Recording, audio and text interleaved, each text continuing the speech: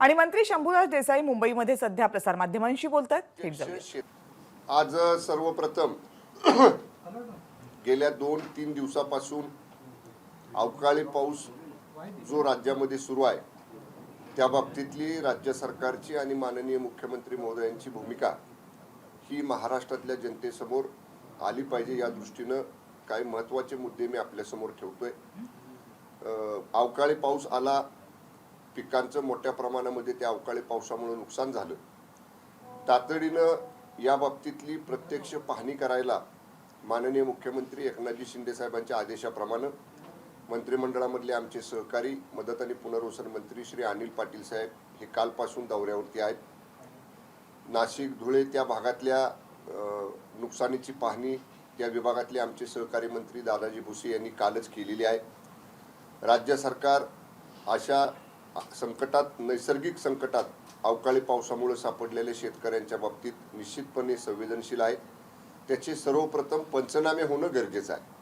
किती क्षेत्राचं, कुठल्या पिकाचं आणि किती नुकसान झालेलं आहे हे प्रत्यक्ष शेतकऱ्याच्या शेतात जाऊन त्याची पाहणी करून तातडीनं जिल्हाधिकाऱ्यांमार्फत शासनाला अहवाल सादर करण्याचे आदेश माननीय मुख्यमंत्री महोदयांनी तातडीनं दिलेले आहेत.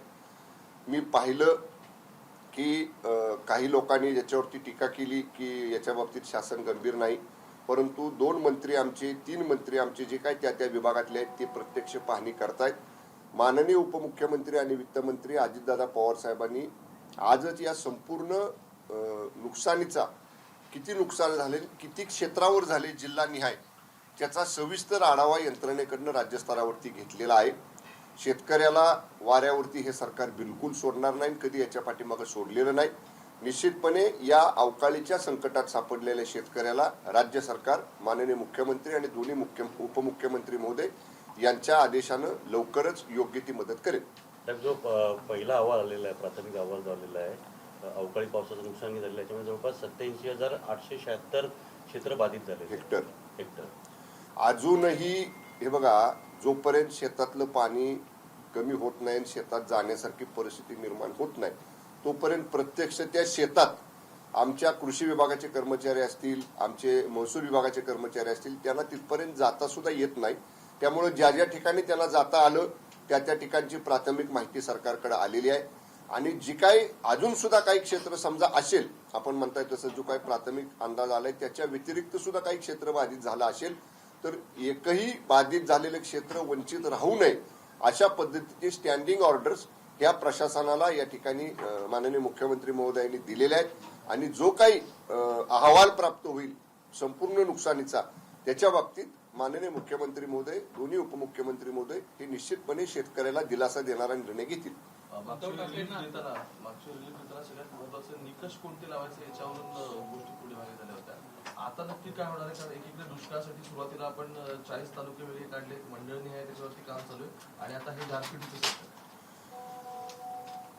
दुष्काळ आणि दुष्काळासाठी असणाऱ्या उपाययोजना हा एक भाग आहे आणि अतिवृष्टी, अवकाळी पाऊस हा वेगळा भाग आहे. पण तरी सुद्धा दुष्काळात पिकं करपून जाणं आणि नुकसान होणं आणि अतिवृष्टी आणि अवकाळीमध्ये हातातोंडाशी काढायला आलेली पिकं खराब होणं, त्यामुळे ही तर नुकसानच आहे.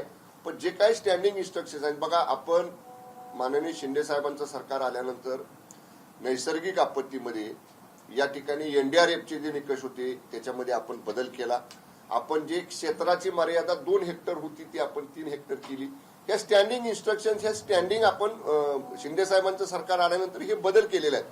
मला एकच राज्यातल्या जनतेला विनंती करायची आहे की एकदा संपूर्ण आकडेवारी जिल्हानिहाय, मी तर म्हणेन तालुकानिहाय जी काय आकडेवारी राज्य सरकार समोर येणार आहे ती एकदा आल्यानंतर मी एवढंच आपल्याला सांगेन राज्य सरकारची भूमिका म्हणून की कोणत्याही शेतकऱ्याला या मदतीपासून किंवा या नुकसानीतनं मदत करण्यापासून वंचित ठेवलं जाणार नाही.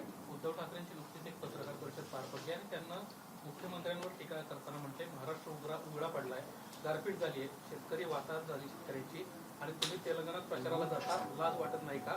आणि मग स्वतःच्या पंचतारांची शेतीबाबत तुम्ही सांगत बसता. त्यांनी असे शब्द वापरले की जो माणूस आपलं राज्य सोडून दुसऱ्या राज्यात दुसऱ्या पक्षाच्या प्रचाराला जातो तो माणूस 70 वर्षाच्या लायकीचा नाही, नालायक असा शब्द त्यांनी वापरला. अशा पद्धतीचा शब्दप्रयोग कोण करतं ज्यांचं अवस्था अशी होते, सहनही होत नाही आणि सांगताही येत नाही, अशी अवस्था माननीय उद्धव ठाकरे साहेबांची झालेली आहे. त्यांच्या काळात सुद्धा संकट आली, त्यांच्या काळात सुद्धा शेतकऱ्याचं नुकसान झालं, पण NDRFच्या दुप्पट मदत द्यायची.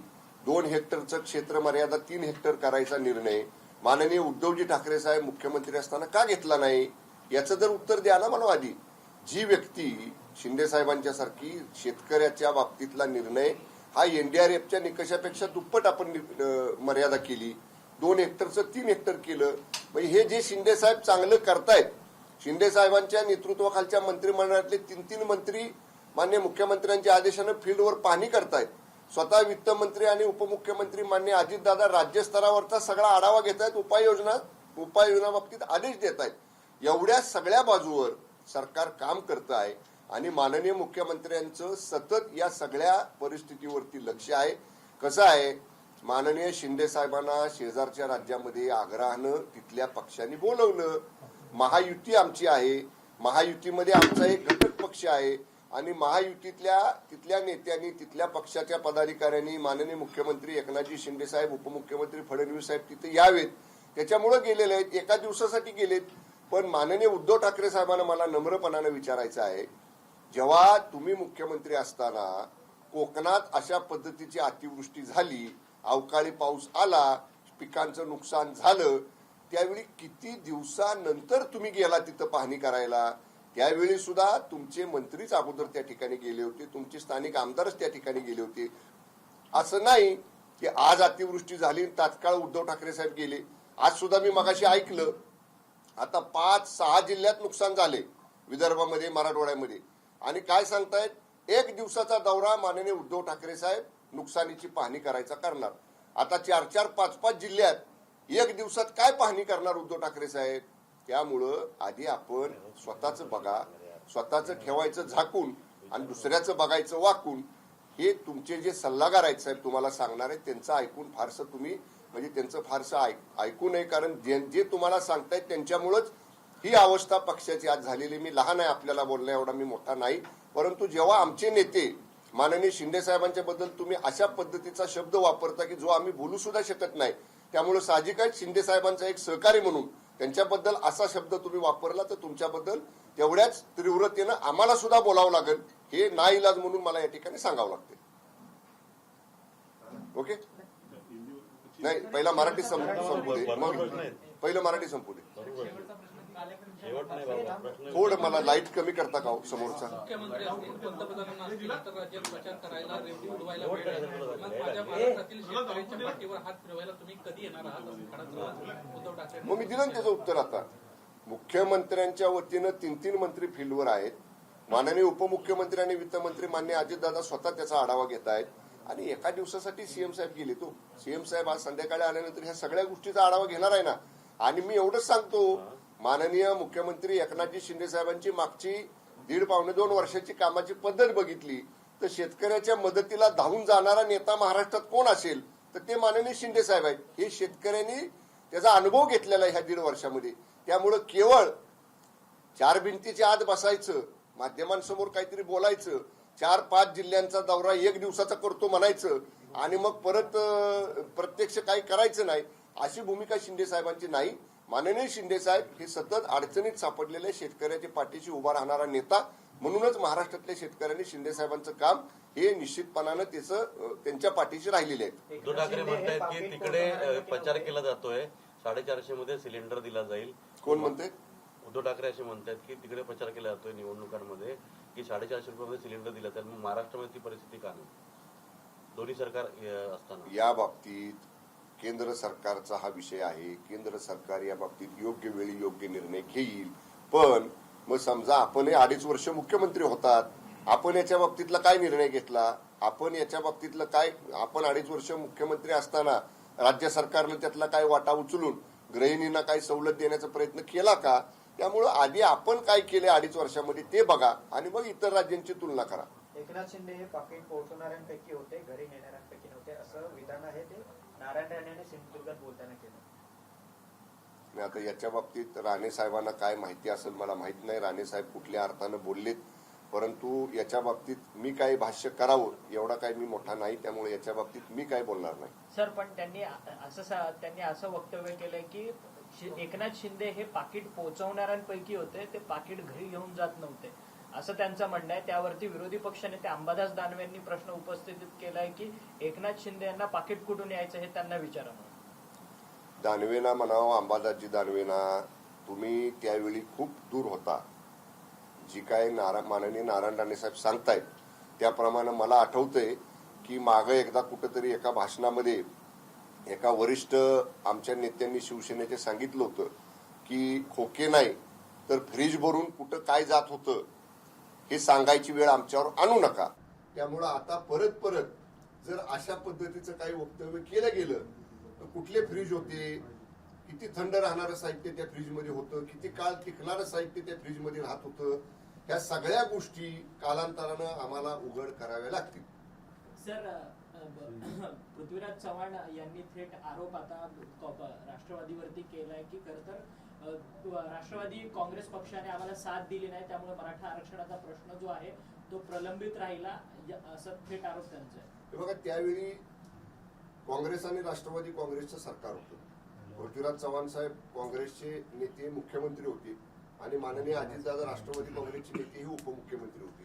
त्यामुळे त्या दोघांच्या मध्ये मराठा आरक्षणाच्या बाबतीत काय चर्चा झाली होती, त्यावेळेचं आरक्षण ते काय देऊ शकले नाही, हे खरं त्या दोघांनी सांगावं लागेल. आता पृथ्वीराज चव्हाण बाबा काय म्हणतायत की अजितदादांनी त्यावेळी आम्हाला सहकार्य केलं नाही. आता दादानी याच्यावर सांगावं लागेल की पृथ्वीराज चव्हाण काय म्हणत होते, दादा त्यावेळी काय म्हणत होते. त्यामुळे ह्या दोघांच्या मधला हा विषय आहे. हे आम्हाला माहित असायचं कारण नाही, कारण त्यावेळी आम्ही सत्तेमध्ये नव्हतो, आम्ही विरोधामध्ये होतो.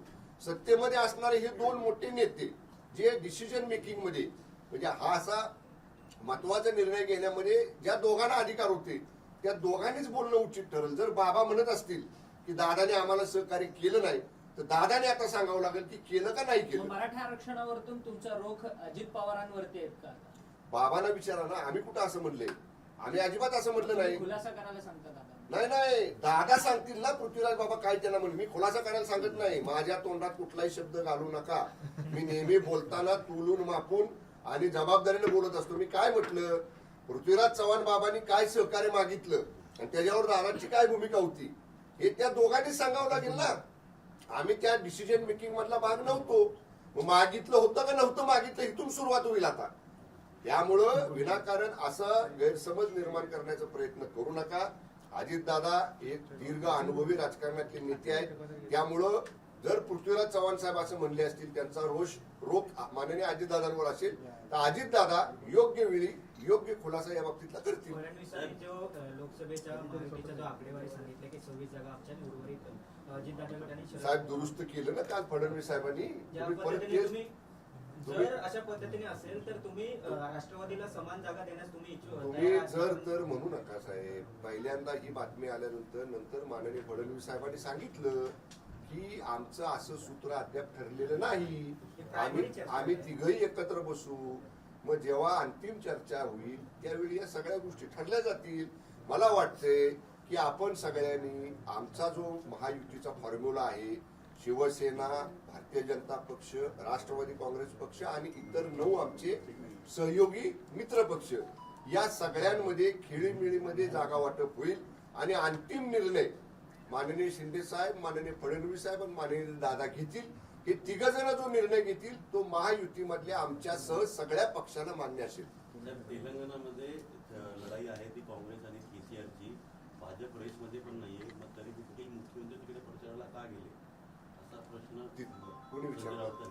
संजय राऊतांना काय आता दुसरं कामच नसते. सकाळी 10 वाजले की तुम्ही माध्यम त्यांच्या घराजवळ जाता, त्यांच्या ऑफिस जवळ जाता, कॅमेरा लावले की त्यांना वाटतं चला आता नॅशनल मीडियावरती मला बोलायची संधी. त्यांना तिकडे बोलवलं शिंदे साहेबांना, फडणवीस साहेबांना.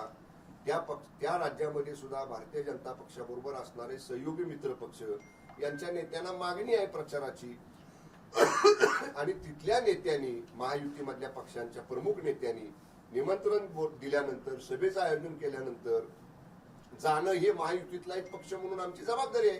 त्याप्रमाणे मुख्यमंत्री गेलेले आहेत तिकडे प्रचाराला. सर बाबांनी असं पण म्हटलंय की बाबा म्हणतात आहेत की खरं तर राज्य सहकारी बँकेच्या संदर्भात आम्ही काही कठोर निर्णय घेतले, त्यामुळे राष्ट्रवादीने तत्कालीन सत्ता पाडली. आता बघा परत तिथं झालं. ते दोन पक्ष मोठे, ते दोन पक्ष सरकारमधली, त्या दोघांनी हातात हात घालून त्यांचं सरकार चालवलं. आता राज्य सहकारी बँक असेल किंवा आणखीन काय असेल, याच्या बाबतीत काय समजा माननीय मुख्यमंत्री म्हणून अधिकारामध्ये माननीय बाबांनी काय निर्णय घेतला आणि तो त्यांच्या सहयोगी पक्षाला पटला नसेल तर त्यांच्यातल्या गोष्टीचा काय निर्णय घेतला, तो का त्यांच्या दुसऱ्या घटक सहकारी पक्षाला पटला नाही, हे म्हणून मी म्हणतो आमच्यासारख्या थर्ड पर्सननं जो त्या प्रक्रियेमध्ये आम्ही कुठंच नव्हतो, आम्ही विरोधी बाकावरती होतो. त्यामुळे सत्ताधारी दोन मोठ्या नेत्यांमध्ये काय झालं, कशावरनं मतभेद झाले, कशामुळे ती परिस्थिती आली, त्या दोघांपैकी कुणीतरी स्पष्ट केलं पाहिजे. त्यामुळे ज्यातली आम्हाला काही माहितीच नाही त्याच्या बाबतीत आम्ही अपुऱ्या माहितीनिशी बोलणं योग्य नाही. ज्या पद्धतीनं मराठा आरक्षणाचा सध्या विषय चालू आहे आणि जस्टिस शिंदेची समिती तत्काळ बरखास्त करा अशा पद्धतीची छगन भुजबळांना मागणी केली. यातली महत्वाची बाब अशी आहे की त्यांच्या ज्या मागण्या आहेत त्यांना व्यासपीठावर येऊन मागाव्या लागतात, मांडाव्या लागतात. कुठंतरी मंत्रिमंडळ बैठकीमध्ये त्यांचं ऐकलं जात नाही किंवा समन्वय मंत्र्यांमध्ये नाही, त्यामुळे अशा पद्धतीची परिस्थिती निर्माण झाली का, असा सवाल चित्रा सुळेंना विचारला. काल बघा याच्या बाबतीत मी सविस्तर माध्यमांच्या बरोबर साताऱ्यामध्ये बोललेलो आहे. वस्तुस्थिती अशी आहे, जस्टिस शिंदे समितीची स्थापना ही मंत्रिमंडळाच्या निर्णयानं झालेली आहे. त्या मंत्रिमंडळाच्या बैठकीमध्ये माननीय भुजबळ साहेब सुद्धा होते आणि असं बिलकुल आता मंत्रिमंडळातल्या चर्चा बाहेर सांगता येत नाहीत, परंतु एका विचारानं सगळ्या मंत्रिमंडळानं हा निर्णय घेतला. माननीय भुजबळ साहेबांचं म्हणणं काय आहे की निर्णय घेताना मराठवाड्यातल्या 9 जिल्ह्यांच्यासाठी ते जात म्हणजे कुणबी नोंदी शोधायची अशा पद्धतीचा निर्णय झाला, ही बरोबर आहे. पण ते म्हणतात आता इतर राज्यातल्या विभागांमध्ये का, महाराष्ट्र एक आहे, महसूल विभाग मराठवाड्याचा एक आहे, पश्चिम महाराष्ट्राचा एक आहे, कोकणाचा एक आहे, विदर्भाचा एक आहे, मुंबईचा एक आहे. या आता कुणबी नोंदी असतील तर मराठवाड्यातल्या 9 जिल्ह्यांमध्ये कुणबी सर्टिफिकेट द्यायचे आणि कुणबी नोंदी असतील तर पश्चिम महाराष्ट्रात नाही द्यायची. अशी दुगल भूमिका, दोन वेगवेगळ्या भूमिका, दोन वेगवेगळ्या विभागांसाठी एका राज्यातल्या त्या नियमानं, कायद्यानं, घटनेनं आपल्याला घेता येत नाही. त्यामुळे मला एकच भुजबळ साहेबांना विनंती करायची आहे की उद्याच कदाचित आज असते आमची मंगळवारी कॅबिनेट, पण समजा उद्या कॅबिनेट असेल तर हे विषय हे व्यासपीठावर बोलण्यासारखी, सभेत बोलण्यासारखे नाहीत, माध्यमांसमोर जाऊन बोलण्यासारखे नाहीत. हे विषय केव्हाही माननीय मुख्यमंत्री आणि दोन्ही उपमुख्यमंत्र्यांच्या समोर मंत्रिमंडळातले सदस्य बोलू शकतात. त्यामुळं एकत्र याच्यावरती चर्चा व्हावी आणि या तिन्ही नेत्यांच्या समोर हा विषय त्यांनी मांडावा. आम्ही आमची भूमिका मांडू, कारण शेवटी मी कालही सांगितलं, भुजबळ साहेब राज्यातल्या ओबीसीचं नेतृत्व जसं करतात, ते जसं ज्या समाजातनं येतात त्या समाजासाठी ते पोटतिडकीनं बोलतायत, तसं मंत्रिमंडळातले इतर सुद्धा मंत्री वेगवेगळ्या समाजाचं प्रतिनिधित्व करतायत. म्हणून मंत्रिमंडळामध्ये जातीय अशा पद्धतीचे काय गटतट निर्माण कधी झालेले नाही. आम्ही मंत्री म्हणून जेव्हा गोपनीयतेची शपथ घेतो तेव्हा सगळं राज्य आणि सर्व धर्मातल्या जातीतल्या लोकांना समान न्याय देण्याची शपथ आम्ही घेत असतो. तरी देखील आपल्याला जे काय बोलायचंय ते मंत्रिमंडळाचे जे नेते आहेत, प्रमुख आहेत, त्या माननीय शिंदे साहेबांच्या, दादांच्या, फडणवीस साहेबांच्या समोर बोलू आणि नक्की मला वाटते ती चर्चा झाल्यानंतर समन्वयातनं योग्य तोडगा या चर्चेतनं निघेल. मराठी संपू द्या. लोकसभेविषयी अजून कुठे काही चर्चा नाही, मात्र आपलेच सुरेंद्र बारणे यांनी स्वतःहून असं जाहीर केलेलं आहे की मीच तिथल्या लोकसभेचा उमेदवार आहे. मुख्यमंत्र्यांनी जाहीर करण्यात नाही बरं का, बऱ्याच वेळा विद्यमान आमदार, विद्यमान खासदार प्रत्येकाला वाटत असतं की आपली सिटिंग आहे जागा, आपण आता विद्यमान तिथं खासदार आहोत, आमदार आहोत, आम्हालाच तिकीट मिळावं. त्यामुळे साहजिक आहे, नैसर्गिक न्यायाच्या तत्वानुसार प्रत्येकाला वाटलं की मलाच रिपीट करावं. पण शेवटी अंतिम निर्णय हा पक्षप्रमुखांचा असतो, प्रमुख नेत्यांचा असतो. आज आमच्या शिवसेनेचे सगळे निर्णय घेण्याचे अधिकार आम्ही सगळ्यांनी पहिल्यांदाच मुख्य नेते म्हणून निवड झालेल्या माननीय एकनाथजी शिंदे साहेबांना दिलेले आहेत. शिंदे साहेब ज्याला उमेदवारी देतील तो पक्षाचा अधिकृत उमेदवार असेल. सत्यजित पाटणकर यांनी साखर कारखान्याचं पूजन केलेलं आहे. नवीन साखर कारखाना स्थापन झाला. साखर कारखाना नाही, गुळ पावडर कारखाना आहे. हा, तुम्ही साखर कारखाना, गुळ पावडर आणि साखर कारखाना याच्यात फरक आहे. यामुळे तुमच्या आगामी काळामध्ये अडचणी वाढतील का, काय सांगा? जॅगरी पावडरचं त्यांचं लायसन आहे. जॅगरी पावडर म्हणजे जॅगरी म्हणजे गुळ आणि पावडर म्हणजे पिठी साखर. साखर सुद्धा नाही, ती गुळाची पावडर आहे. त्याला नाव साखर कारखाना कसं दिलं रजिस्ट्रेशन करताना हेच मला माहित नाही. त्यामुळं गुळाची पावडर काढायची आणि म्हणायचं साखर कारखाना आहे. ठीक आहे, त्यांचा उद्योग ते करतायत. राज्यात खुली अर्थव्यवस्था आहे. गुंतवणूक कुणी करावी, कशी करावी ते ठीक आहे. पण त्याला मी एवढंच म्हणेन, त्यांनी ज्या ठिकाणी त्यांचा गुळ पावडर कारखाना काढतायत तो त्यांनी काढावा. आमच्या त्यांना शुभेच्छा आहेत. पण शेतकऱ्याचं हित बघावं. साखर कारखान्याला जसे सगळे नियम आहेत सहकारातले, ते नियम हे गुळ पावडर कारखान्याला नाहीत. त्याच्यामुळे शेतकऱ्याचं नुकसान होऊ नये एवढी काळजी सत्यजित पाटणकरांनी घ्यावी. एकच मिनिट, सर, याला जोडून एक दुसरा इंटरेस्टेड आहे आमच्या मतदारसंघात. तुमच्या सहकारी साखर कारखान्याला सुद्धा मार्जिन लोन जवळपास 50 कोटी रुपये मंजूर झालेला आहे. मात्र अजित पवार सत्तेत सहभागी झाल्यानंतर 5 सहकारी साखर कारखान्यांना 365 कोटी रुपयाचं कर्ज राज्य शिखर बँकेने मंजूर केले. मात्र दुसऱ्या टप्प्यातील जे 12 सहकारी साखर कारखान्याचे प्रस्ताव आलेले होते ते शिखर बँकेने नाकारलेले. यासंबंधीचं पत्र सुद्धा अपर मुख्य सचिवांना लिहिलंय. मात्र राज्य सरकारकडून याला कुठलंही प्रत्युत्तर देण्यात आलेलं नाही. ते साखर सम्राट सध्या अडचणीत आहे. साखर कारखान्याला मार्जिन मनी जो या ठिकाणी राज्य सरकार देत असते त्याचे काही निकष आहेत. आणि त्याच्यात सगळ्यात पहिलाचा निकष काय आहे की याच्या पूर्वीची जी कर्ज एक तर थेट सरकारचे घेतलेले आहेत किंवा सरकारच्या 100% हमीवरती बँकांकडून घेतलेले आहेत. या सगळ्या कर्जांची जर नियमित कर्जफेड झाली असेल तर राज्य सरकार मार्जिन मनी देतं. समजा काही कर्ज फेडायची बाकी आहेत, पुढचे त्याचे इन्स्टॉलमेंट्स आहेत, परंतु आतापर्यंतचे इन्स्टॉलमेंट्स नियमित व्याजासह भरलेले आहेत तर त्याला राज्य सरकार मार्जिन मनी देतं. हे निकष आहेत. या निकषामध्ये जे कोणी बसतात त्याला वित्त विभाग पहिल्यांदा मान्यता देतो. पहिलं सहकार विभाग प्रस्ताव पाठवतं.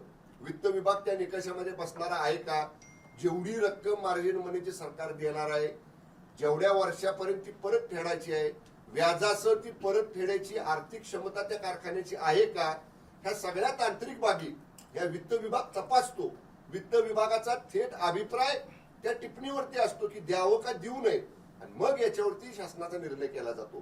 कोणतरी कोणाच्या तरी मर्जीतला आहे म्हणून त्याला द्यायचं आणि कोणतरी कोणाच्या तरी मर्जीतला नाही म्हणून त्याला द्यायचं नाही अशी भूमिका सरकारची नसते. हा नियम सरकारचा नाही. नियमात निकषात जे बसणार आहेत त्यांच्या बाबतीत सरकारचं एकच धोरण आहे. ओके सर, उद्धव ठाकरेंनी म्हटलेलं आहे दुष्काळ सरकारचं माध्यमातून जाहीर केलं. मात्र असे म्हटले जाते दुष्काळ 13वा महिना या सरकारचा आता 13वा सुरू आहे. मी सांगितलं ना, सहनही होत नाही. तुम्ही नव्हता मगाशी आला की ऐकलं नाही तुम्ही. सहनही होत नाही, सांगता येत नाही अशी अवस्था त्यांची झालेली आहे. त्यामुळे आता ती बोलतायत कोणाचा 13वा महिना घालतायत, कोणाचा कसला महिना घालतायत.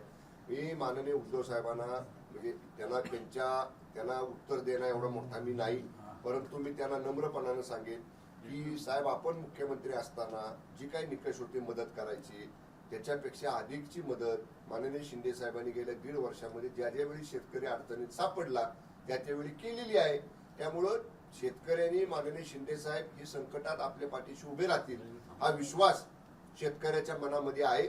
उद्धव ठाकरे साहेब काही जरी म्हणाले तरी शेतकऱ्याच्या पाठीशी ठामपणे उभा राहणारा शेतकऱ्याचा मुलगा मुख्यमंत्री आहे.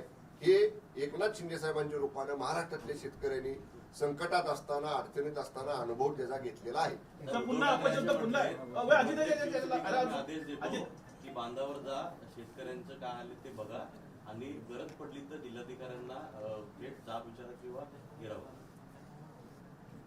त्यांनी आता शिवसैनिकांना हे सांगण्यापेक्षा ऑलरेडी आमच्या प्रशासनानं ते काम सुरू केलेलं आहे. उन्ही बांधावर जाऊन काय करण्यापेक्षा आमचे सगळे महसूल यंत्रणा, आमची सगळी कृषीची यंत्रणा गेली 3 दिवस झाले शेतावरती आहे. आपणच मागाशी मला सांगितलं की जवळपास 80,000 हेक्टरचे प्राथमिक अहवाल आला. आमच्याकडे प्राथमिक माहिती यायला सुरुवात झालेली आहे. आता जेव्हा सगळी प्रत्यक्ष फोटोसह माहिती येणार आणि मग माननीय उद्धव ठाकरे साहेबांच्या आदेशाची अंमलबजावणी होणार, काय त्याचा उपयोग आहे. सरकार काम करतंय. सरकार शेतकऱ्याच्या बाबतीत संवेदनशील आहे.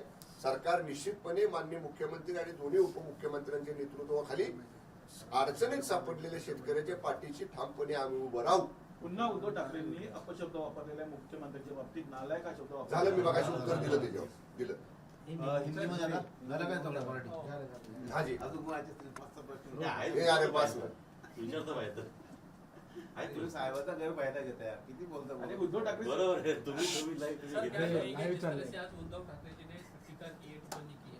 बरं झालं क्या है, अभी माननीय उद्धव ठाकरे साहब का स्टेटमेंट मैंने देखा। हमारे सीएम साहब के बारे में जो शब्द प्रयोग उन्होंने किया है वो शब्द प्रयोग हम बात भी नहीं उसकी कर सकते। जो खुद उद्धव ठाकरे साहब मुख्यमंत्री थे, जो कर नहीं पाए वो किसानों के लिए, वो काम शिंदे साहब कर रहे हैं। और ये जिनको देखा नहीं जाता, जिनको इस बात का अच्छा नहीं लगता है, वो इस तरह की बातें शिंदे साहब के बारे में कहते हैं। इसमें हमारे मराठी में एक कहावत है, सहनही होत नाही आणि सांगता येत नाही। अभी हिंदी में एक ऐसा कहना मुझे नहीं आएगा, लेकिन ये मराठी में हम लोग ऐसा कहते हैं। ऐसी हो गई है हालत उद्धव ठाकरे साहब की, जो खाली मीडिया के सामने आते हैं, हम किसानों के लिए ये करेंगे, किसानों के लिए वो करेंगे। जब उनके हाथ में था, जो 2.5 years वो महाराष्ट्र का नेतृत्व कर रहे थे मुख्यमंत्री के नाते, तब उन्होंने ऐसा कुछ किया नहीं। उन्होंने जो मदद दी उससे ज्यादा मदद शिंदे साहब ने मुख्यमंत्री पद संभालने के बाद दी। इसीलिए जो शिंदे साहब के बारे में किसानों का मत है कि वो किसान का लड़का मुख्यमंत्री है, वो हमारे लिए, हम जब संकट में होंगे तब हमें मदद करने के लिए आगे आएगा। महाराष्ट्र के किसानों ने शिंदे साहब के कामकाज की जानकारी ली है और शिंदे साहब के साथ महाराष्ट्र के किसान खड़े हैं। उनका कहना है कि महाराष्ट्र में किसान जो है परेशान है और सरकार में कोई यहाँ पे है नहीं। दोनों मुख्यमंत्री प्रचार के लिए चले गए हैं और सरकार यहाँ पर ना मोदी को वक्त है ना सरकार के लोगों को वक्त। देखिए, हमारे 3 मंत्री फील्ड पर है। कल भी हमारे नासिक और धुले के एरिया में हमारे मंत्री श्री दादा भुसे साहब ने ये सब परिस्थिति का पाहनी किया। हमारे दूसरे मदद और पुनर्वसन मंत्री जो अनिल पाटिल साहब है, वो भी 2 दिन से फील्ड पर है। खुद डिप्टी सीएम और फाइनेंस मिनिस्टर माननीय अजीत दादा पूरे स्टेट का इसके बारे में रिव्यू ले रहे हैं। माननीय मुख्यमंत्री इनके डीसीएम साहब के और सब हमारे मंत्रियों के साथ में संपर्क में है। और मुख्यमंत्री एक कल तक यही थे, आज एक दिन के लिए उनको वहां बुलाया है, उनको वहां के पार्टी के लोगों ने इन्वाइट किया है, इसलिए गए। शाम तक सीएम साहब भी वापस आने वाले हैं। सीएम साहब इसके पूरी राज्य की परिस्थिति पर नजर रखे हुए हैं। मैं इतना ही कहूंगा कि माननीय शिंदे साहब के नेतृत्व में अभी जो शेतकरी डिफिकल्टी में आया है, जिसको अवकाळी पाऊस के कारण उसको नुकसान हुआ है, वो किसानों के लिए, वो फार्मर्स के लिए जो भी मदद देनी है वो मदद देने के लिए शिंदे साहब, फडणवीस साहब और माननीय अजित दादा के नेतृत्व में ये सरकार किसानों के साथ खड़ी रहेगी। नहीं, जब नारायण राणे ने उद्धव ठाकरे तब मुख्यमंत्री थे, उनके बारे में आप शब्द कहे थे तो उनके खिलाफ मामला दर्ज हुआ था कोकन में, आपको याद होगा। तो अभी जो आप शब्द बोले, क्या आपकी पार्टी इस बारे में कोई विचार कर रही है इस बारे में? मेरा अगर खुद का बात आप मेरी खुद की राय कहे तो मैं अभी ही उनका जो भी स्टेटमेंट है उसकी वीडियो फिल्म, ऑडियो फिल्म सब मैं मंगाऊंगा और वो सब देखने के बाद हमारे जो लीगल कंसल्टेंट है मैं उनको दिखाऊंगा। इसके बारे में मैं खुद, मेरा ये कहना है कि राज्य के प्रमुख के पद पर बैठे हुए माननीय मुख्यमंत्री के बारे में अगर ऐसा शब्द प्रयोग कोई मुख्यमंत्री पद के कुर्सी पर पहले बैठे हुआ नेता करता है, और आपने जैसे कहा कि जब वो खुद उस कुर्सी पे बैठे थे और उनके बारे में जब ऐसा शब्द प्रयोग किया था, तब वो मुख्यमंत्री होते हुए उन्होंने जो काम किया, उन्होंने जो उसके बारे में रवैया उनका था, उसी तरह का इसी बारे में भी अगर हम लगा सकते हैं तो मैं इसका पूरा film, audio clip, video clip देख के हमारे लीगल कंसल्टेंट से, सीनियर ऑफिसर से बात करके हम भी इसके बारे में सोचेंगे। दूसरी एक बात है कि मोदी जो है वो युग पुरुष है, ऐसा उपराष्ट्रपति जी ने कहा, उसको लेकर राजनीति हो रही है। कह रही कि जनता तय करेगी, ये खुद ऐसा कह रहे हैं। और पवार साहब ने एक दिवाली की पुस्तिका में लिखा है कि नेहरू और गांधी को बदनाम करने की कोशिश हो रही है विश्व गुरु बनने के चक्कर में। देखिए, नेहरू जी की, गांधी जी की बदनामी देश में कोई भी नहीं कर सकता है, कोई भी नहीं करेगा। लेकिन मोदी, माननीय प्रधानमंत्री मोदी जी का पिछले 10-15 साल का जो काम हम लोग ने देखा है वो पूरे विश्व ने देखा है। G20 के समिट में जब बहुत सारे देशों के बड़े बड़े प्रतिनिधि यहाँ पे आए थे, उन्होंने भी देश में जो काम मोदी जी के नेतृत्व में हो रहा है, मोदी साहब के नेतृत्व में हो रहा है, उसके बारे में अभिनंदन किया है। तो जरूर मोदी जी के बारे में जो उपराष्ट्रपति जी ने कहा है, वो उपराष्ट्रपति जी का जो भी कहना है, वो उपराष्ट्रपति जी ने पूरे विचार करके कहा है। मोदी जी आज भारत का नेतृत्व पूरे देश में कर रहे, भारत का नाम पूरे देश में आगे लेके जा रहे हैं। इसलिए मोदी जी एक आगे आने वाले जागतिक स्तर पर के नेता करके आगे आ रहे हैं। दूसरी बात है कि कल जो देश की गृह राज्य मंत्री है टेनी, उन्होंने ये कहा था कि 2024 तक, मार्च तक सरकार जो है, केंद्र सरकार सीए एनआरसी के बारे में सोच रही, विचार कर रही है एक बार फिर से देश हित के लिए। तो इसको लेकर अब फिर से जो विपक्षी पार्टियां विरोध करने जा रही है।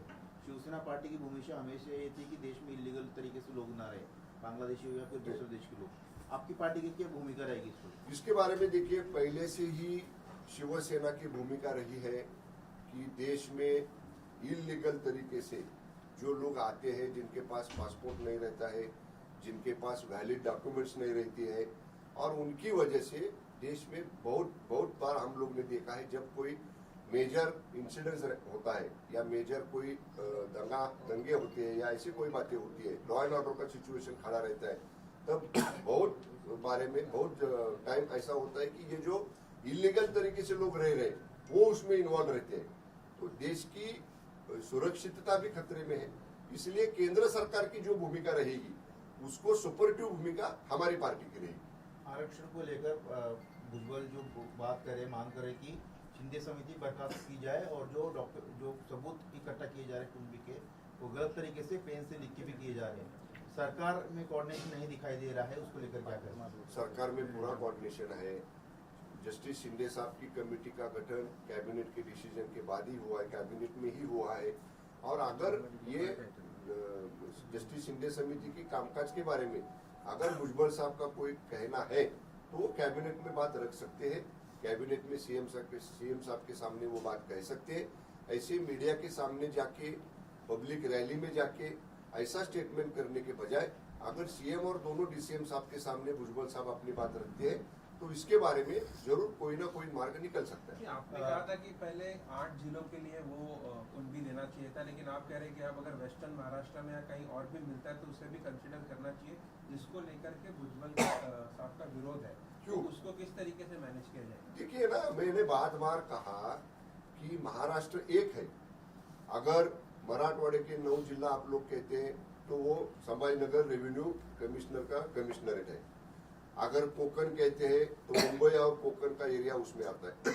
अगर नागपुर कहते हैं तो विदर्भ का रीजन आता है। अमरावती कहते हैं तो दूसरा विदर्भ का रीजन आता है। पुणे कहते हैं तो वेस्टर्न महाराष्ट्र के रीजन आता है। अगर मराठवाड़ा रीजन के लिए एक फॉर्मूला तय हुआ है, वो एक मंत्री के नाते भुजबल साहब को एक्सेप्ट है, तो विदर्भ भी, पश्चिम महाराष्ट्र भी, कोकण भी महाराष्ट्र में है ना, क्या अलग है? कोकण के लिए अलग नियम और मराठवाड़ा के लिए अलग नियम, ऐसा एक स्टेट में नहीं हो सकता है।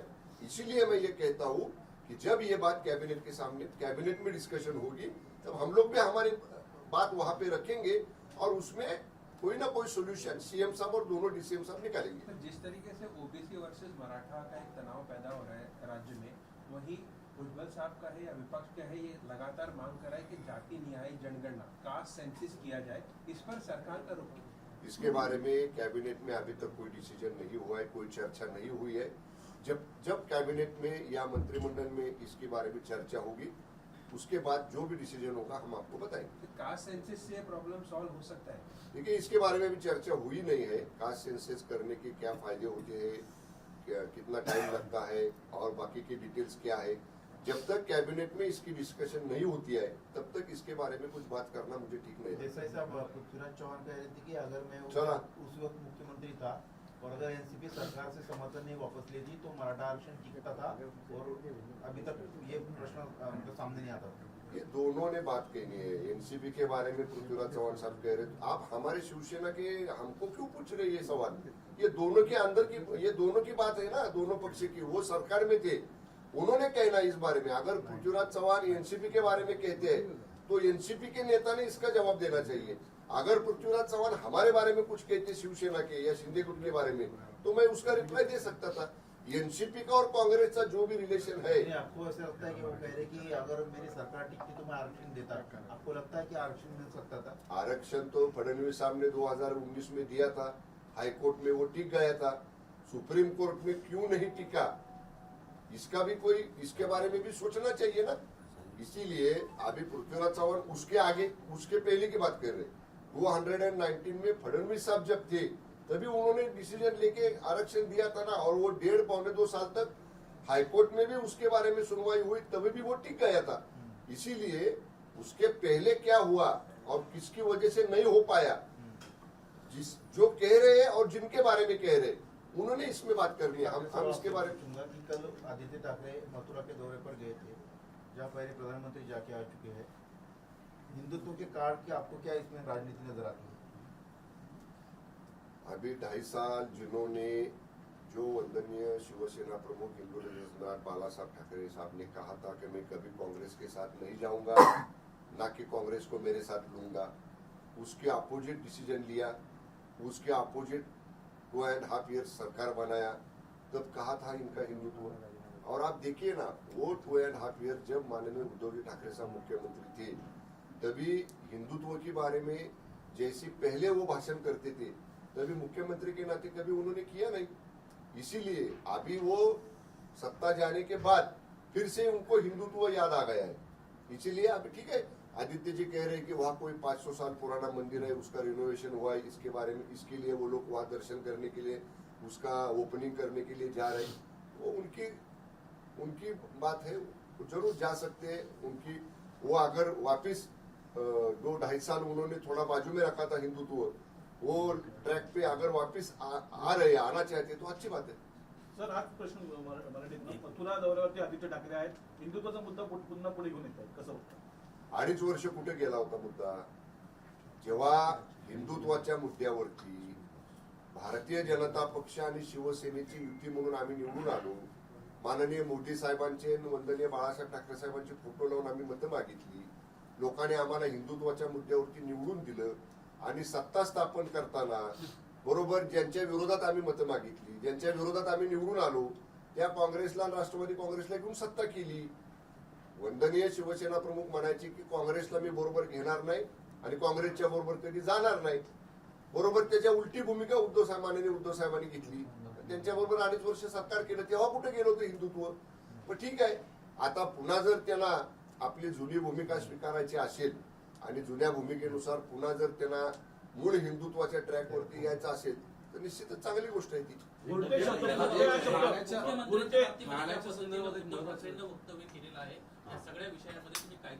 मी सांगितलं ना आता, मी आत्ताच सांगितलं, मी आपली पत्रकार परिषद झाल्यानंतर जी स्टेटमेंट, व्हिडिओ क्लिप आणि ऑडिओ क्लिप माननीय माजी मुख्यमंत्री उद्धवजी ठाकरे साहेबांची आहे, ज्याच्यामध्ये माननीय मुख्यमंत्री आमचे नेते एकनाथजी शिंदे साहेबांचा तिने अशा पद्धतीचा जो असंसदीय आणि जो शब्द आपण उच्चारूही शकत नाही अशा शब्दाचा प्रयोग केलेला आहे, त्या बाबतीत ती क्लिप मिळवल्यानंतर मी कायदे तज्ञांशी त्याची चर्चा करीन। कारण माननीय उद्धव ठाकरे साहेब मुख्यमंत्री असताना जेव्हा नारायण राणे साहेबांनी त्यांच्याबद्दल असा एखादा शब्द वापरला होता, तेव्हा जी भूमिका राज्य सरकारची होती, राज्य सरकारचे प्रमुख म्हणून त्यावेळच्या माननीय मुख्यमंत्र्यांची होती, तशाच बाबतीतली ही सिच्युएशन आता निर्माण झालेली आहे। कायदे तज्ञांचा, वरिष्ठ पोलीस अधिकाऱ्यांचा याच्या बाबतीतची मी चर्चा करून त्या बाबतीत योग्य निर्णय किंवा कारवाई करण्याच्या बाबतीत आम्ही विचार करत आहोत। एक महत्वाची घटना, मागच्या वेळी ठाण्यामध्ये रुग्णालय संदर्भातला प्रकार समोर आला होता, काही जणांचा त्यामध्ये मृत्यू झाला। आता अशी समोर येते, कोकण महालेखाधिकारी त्यांच्या अहवालात अशी माहिती समोर आली की ठाण्यातल्या सरकारी रुग्णालयामध्ये जवळपास 100 कोटींचे असे वेगवेगळे उपकरणांची मुळखात पडलेले, जे अजून वापरातच आलेले नाहीयेत। सरकारचा कुठेतरी पैशांचा अपव्यय ह्या सगळ्यात मोठाच दिसतो। नाही, याच्या बाबतीत बरं का, कळवा रुग्णालयाचा प्रकार ज्यावेळी घडला त्याच्यानंतर मी स्वतः 2 बैठका ठाण्यामध्ये घेतल्या होत्या। आणि आरोग्य उपसंचालक जे डेप्युटी डायरेक्टर त्या रिजनचे आमचे आहेत त्यांना मी सक्त सूचना दिलेल्या होत्या की ज्या इन्स्ट्रुमेंट्स वापरात आणण्यासाठी समजा आपल्याला परमनंट स्टाफ किंवा आपला सरकारी यंत्रणेतला स्टाफ उपलब्ध नसेल तर आउटसोर्सिंग करून त्याच्यासाठीचा स्टाफ चांगल्या एजन्सीकडनं हायर करा. त्याची प्रक्रिया उपसंचालकांनी सुरू केलेली आहे. मला उपसंचालक आरोग्याचे एवढेच म्हणाले की माननीय आरोग्यमंत्री महोदयांशी मी याबाबत चर्चा करतो आणि मशीन्स ह्या वापरात आल्याच पाहिजेत आणि त्याच्यासाठी आउटसोर्सिंग करून ती यंत्रणा चालवणारी ही मिळवण्यासाठी मी सूचना उपसंचालकांना दिल्या आहेत. कदाचित मला आत्ताची डेव्हलपमेंट हे 8-15 दिवसात माहित नाही पण कदाचित त्याची प्रक्रिया अंतिम टप्प्यामध्ये असेल. Thank you sir. थँक्यू. चलो काय चहा नाश्ता सांग ना. तर राज्यामध्ये अवकाळीमुळे नुकसान झालेल्या शेतकऱ्यांना लवकरात लवकर मदत देण्यासाठी सरकार प्रयत्नशील असल्याचं आश्वासन मंत्री शंभूराज देसाई यांनी दिलंय. एबीपी माझा, उघडा डोळे बघा नीट.